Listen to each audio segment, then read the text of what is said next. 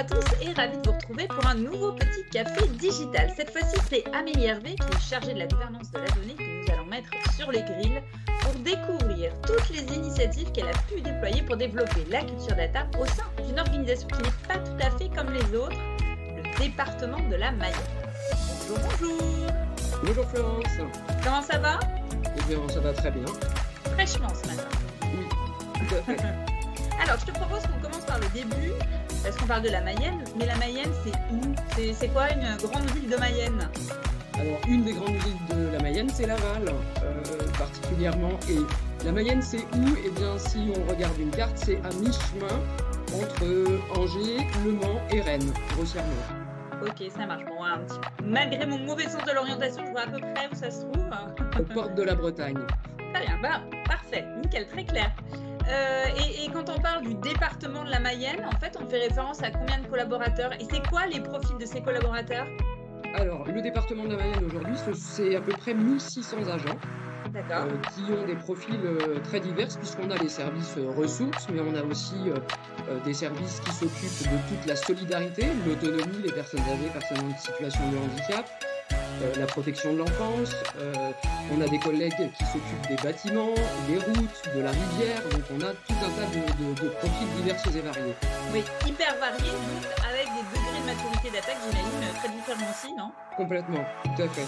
On a effectivement des collègues qui ont une expertise assez fine dans la donnée, notamment les collègues des archives, par exemple, ou le délégué à la protection des données. Mais on a aussi des collègues qui ont l'habitude de manipuler les données, notamment les services qui font du système d'information géographique, le fameux SIG. Et puis, on a d'autres collègues qui sont plutôt producteurs, qui ont l'habitude de fournir des données, mais qui en fait ne le savent pas vraiment au final. On ne sont pas forcément conscients en fait. Non, non. Très bien. Alors, j'étais hyper curieuse de savoir, en quelques mots, qu'est-ce qu'on attend de la data au sein d'une organisation comme un département?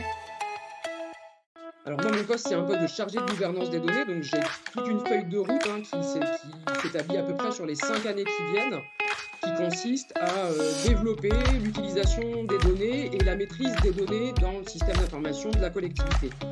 Le chantier acculturation, c'est un chantier essentiel dans cette prise de poste parce qu'effectivement, il faut qu'on apprenne à se servir des données et à exploiter le potentiel des données que l'on produit dans notre système d'information, mais également les données qu'on collecte, puisqu'on collecte tout un tas de données. Et tout ça au service de quoi? Au service de l'amélioration de la connaissance du territoire. D'accord. Aussi faciliter la prise de décision, hein, c'est exploiter les données, et connaître les données, c'est prendre de meilleures décisions, avoir des politiques publiques plus efficientes pour le territoire, et puis c'est aussi demain, à terme, pouvoir offrir aux usagers de nouveaux services grâce aux données.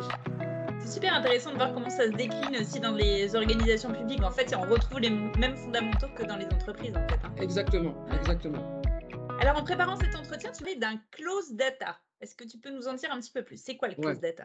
Alors, le close data aujourd'hui répond à une commande qu'on a eue courant 2020 du président du conseil départemental qui consistait à réviser les indicateurs de la collectivité. À partir de donc indicateurs qui permettent de vérifier l'efficacité de nos politiques publiques et des actions qu'on engage.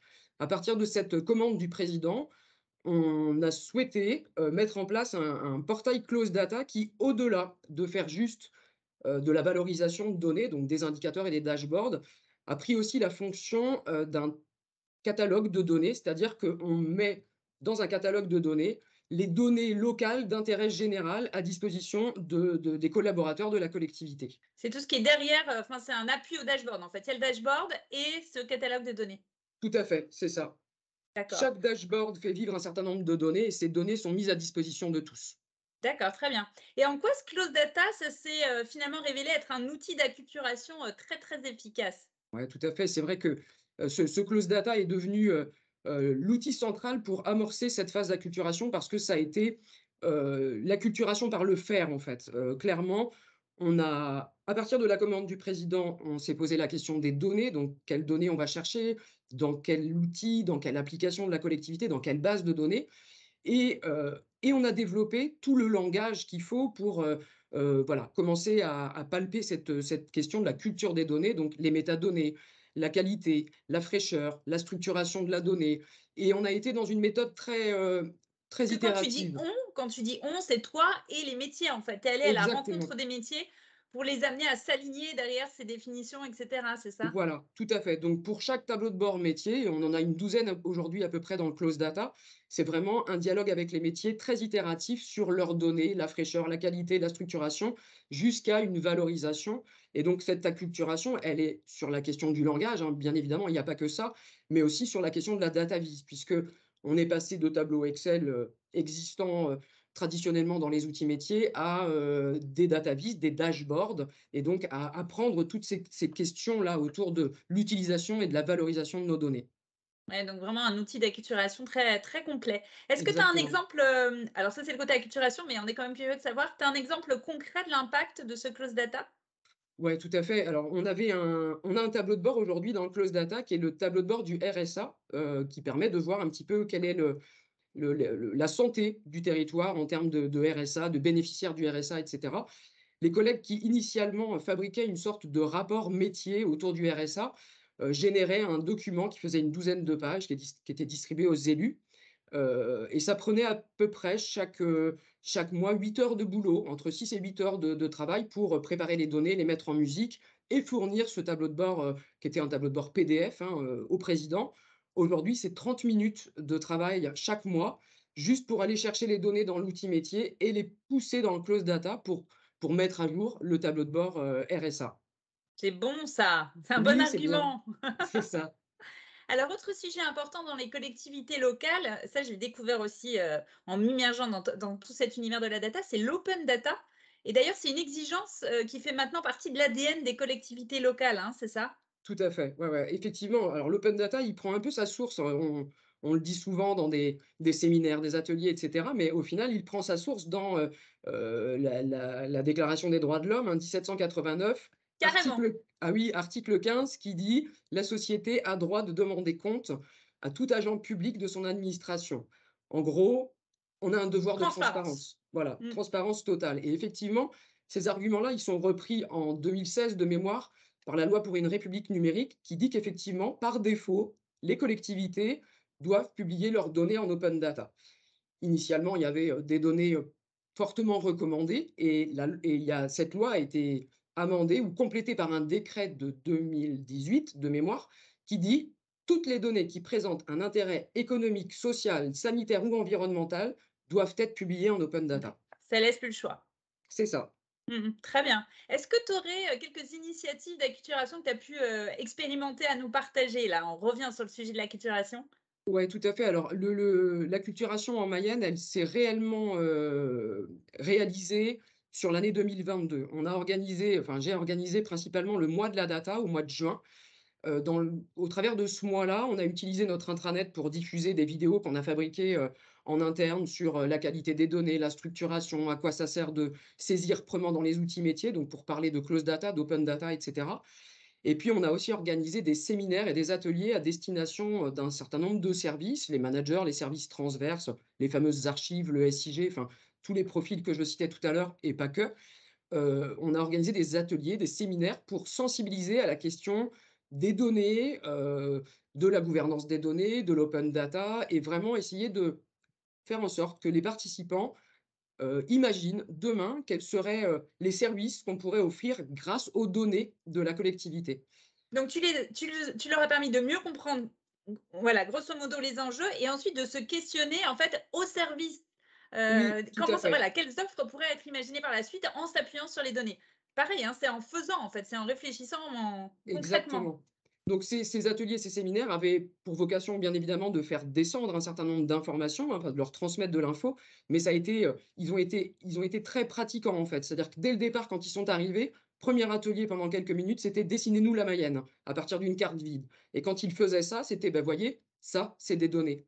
Tout ce que vous avez Ah bien dessiné, c'est des joué! données». Voilà et puis après, en décortiquant pendant, pour certains, 2 heures et demie, le temps d'un séminaire et puis pour d'autres, une journée complète, on obtient aujourd'hui 400 cas d'usage possibles de données imaginées par ces participants.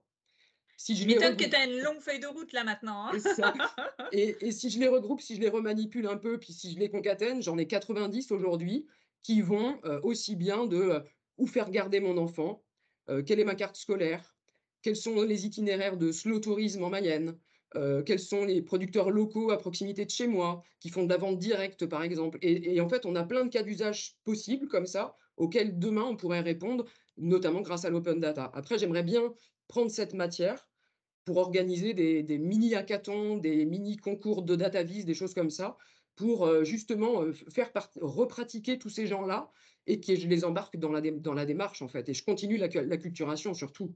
Ouais, et là, on passerait à une étape peut-être un petit peu plus technique qui sera, tout aussi intéressante d'ailleurs à C'est découvrir en ça, mettant les mains dedans. tout à Très fait. bien. Eh ben, écoute, super. On a encore 2 petites questions pour toi avant de te laisser repartir en Mayenne. Un petit conseil que tu donnerais à quelqu'un qui devrait se lancer dans une feuille de route culture data? Alors, beh, justement, je pense que ça rejoint un petit peu ce que j'expliquais tout de suite à l'instant sur le mois de la data, c'est de passer dans des choses qui sont extrêmement ludiques.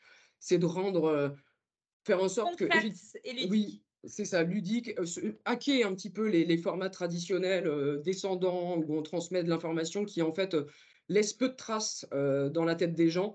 Plutôt être dans des choses très ludiques, Super. et les faire pratiquer pour qu'ils se rendent compte qu'au final, on est tous producteurs de données, on utilise tous des données, quasiment au quotidien et qu'il y a un vrai potentiel derrière ces données. Très bien. Et pour terminer, ton indicateur fétiche de succès, c'est quoi dans la culture data?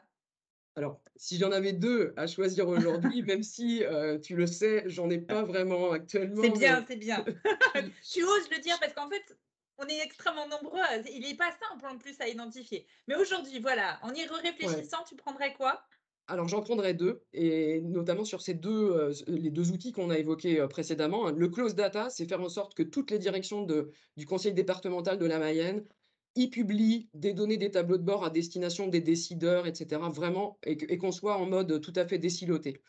Le Une deuxième, évidence en fait. ouais, c'est ça, et le deuxième, ce serait, qu'en Mayenne, sur la partie open data, on aille assez loin dans la publication, des données, produites par le département, dans un devoir de transparence, mais aussi, dans le but de fournir tout un tas de nouveaux services aux usagers à partir des données produites ou collectées par le département. D'accord, très bien, très clair. Eh bien, écoute, merci beaucoup pour, ce café, passé avec toi en Mayenne, à Laval.